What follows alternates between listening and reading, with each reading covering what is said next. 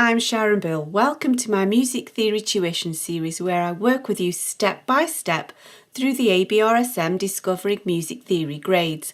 I'll work through every single exercise and explain everything you need to know. You can access information about the books I have available to help you on my website. Go to sharonbill.com.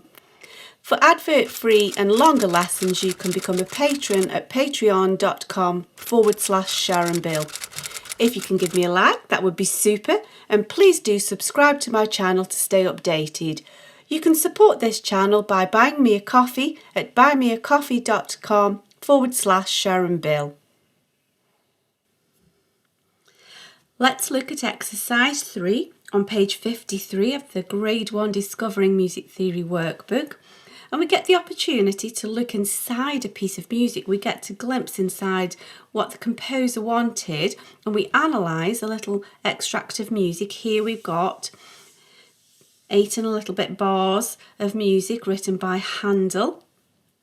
And we get to really peep inside all of the details of what's going on in this little piece of music, so that the composer is using every musical device to get exactly the effect that they are after. And it's a good revision opportunity for us, and it calls into question so many of the topics that we've discussed so far. So here we have a little piece of music by Handel. We're in the treble clef. We've got a key signature. We've got a little tempo marking here.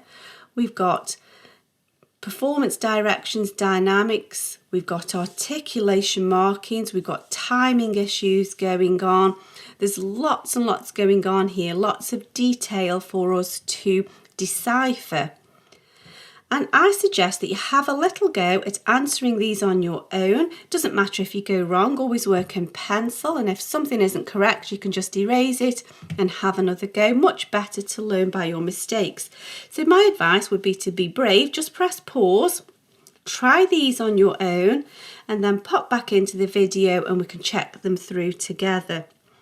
So I'm hoping you've had a go. Now let's check through these answers together. So exercise 3A asks us to tick one of these sentences which is correct in describing the beginning of this piece of music.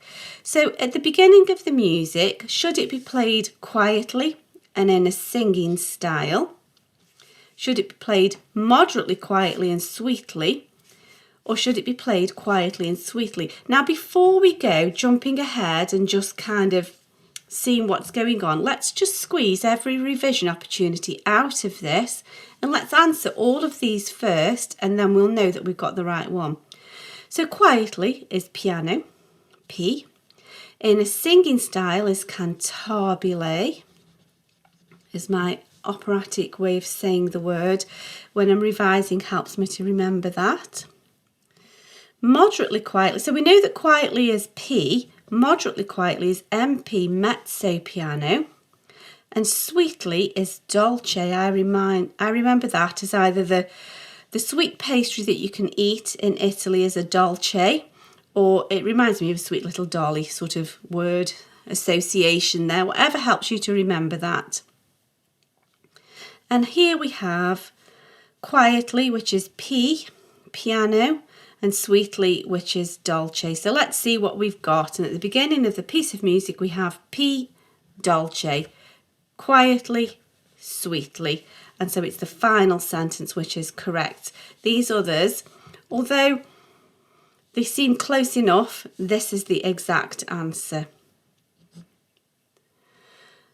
Now, moving on, is it true or false that this piece of music has a G major key signature?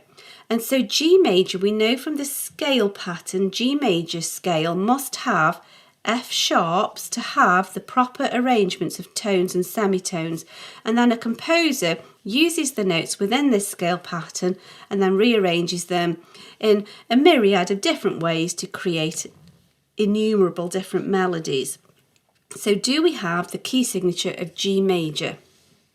We have a key signature of F sharps. One sharp is always F sharp, but in the treble clef, every good boy deserves football. And notice the key signature is written at the beginning of every line, where the time signature is only written once at the beginning. And here we can see, yes, we do have a key signature for G major, and so we can say that that's true. Now we've got to tick a bar out of these options for each of these statements, and we need to tick the correct one.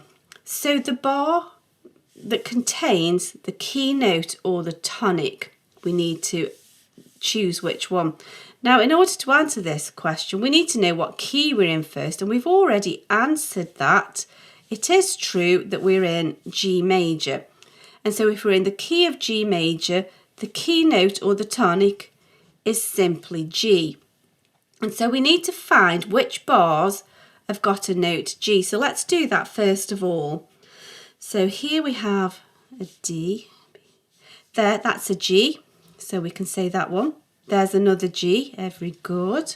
Here's a G. Here's a G. Just keep your eyes. But now here, actually in bar 7, that is also a G, an octave higher. Every good boy deserves football. If the top line is F, F sharp of course. The next one is G, so that's a G. No more.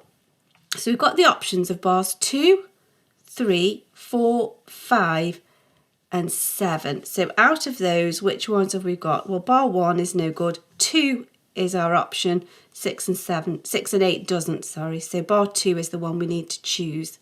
Although there are G's in other bars, they're not listed as options. So 2 is our only answer there. Now, which bar contains 2 note D's? So let's have a look. So we've got a D here, but there's only one. We've got a D here, but there's only one. No note D at all yet. No note D at all. However, here, every good boy deserves, we have 2 note Ds.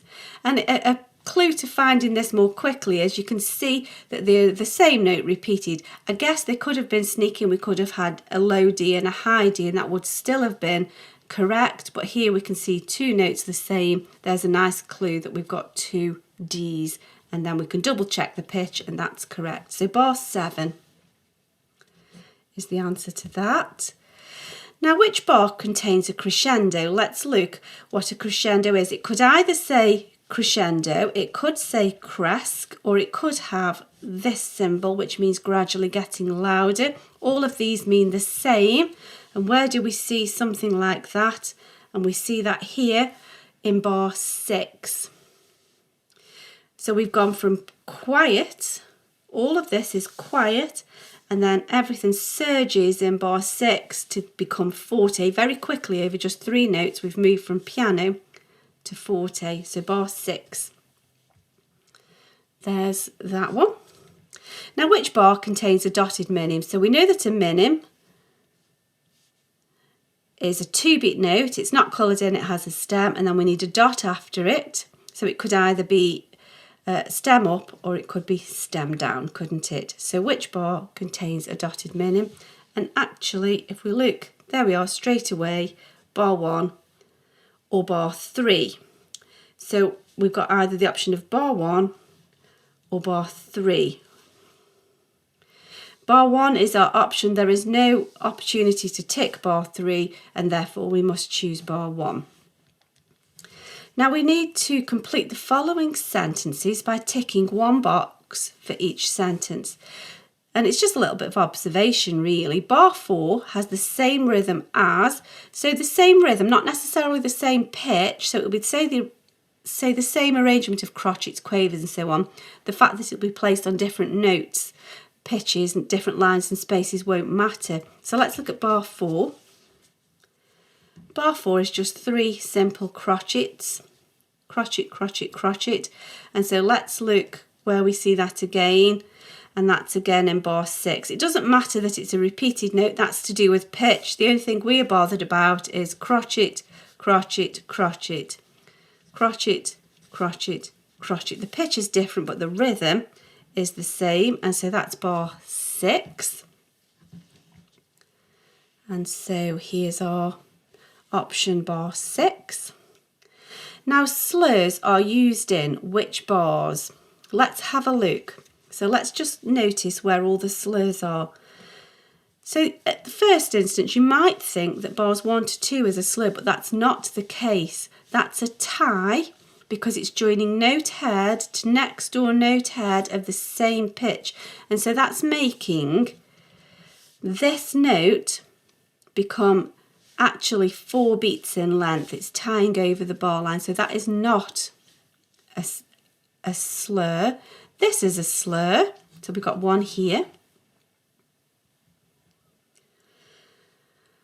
Where else have we got a slur? None here, none here. That is also a slur. And then there are none there. A slur is over, like an umbrella over lots of different notes, telling us to play them smoothly. So we've got the options of either bar 2 or bar 7. And actually we get the option to say both of those here. And so that's the answer to that. And so that's the end of that section. That's a good bit of revision done, and it's really brought back into remembrance lots of the topics we've discussed in previous chapters. I hope this is helpful to your studies. Please do like and subscribe to stay updated.